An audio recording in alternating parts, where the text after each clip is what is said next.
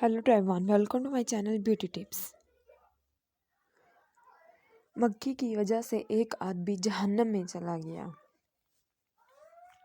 रसूल ने फरमाया एक आदमी सिर्फ मक्खी की वजह से जन्नत में चला गया, दूसरा जहन्नम में। सहाबा ने अर्ज़ किया, या रसूलल्लाह वो कैसे? नबी ने फरमाया, दो आदमी एक कबीले के पास से गुजरे। इस कबीले का एक बुत था जिस पर चढ़ावा चढ़ाए बगैर कोई आदमी वहाँ से गुजर नहीं सकता था। चनाचा इसमें से एक शख्स से कहा गया कि इस बुत पर चढ़ावा चढ़ाओ।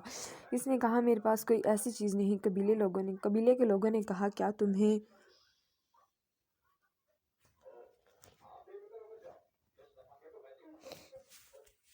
चढ़ावा ज़रूर चढ़ाना होगा, ख्वाह मक्खी ही पकड़ कर चढ़ाओ। मुसाफिर ने मक्खी पकड़ी और बुत की नदर कर दी। लोगों ने इसे जाने दिया।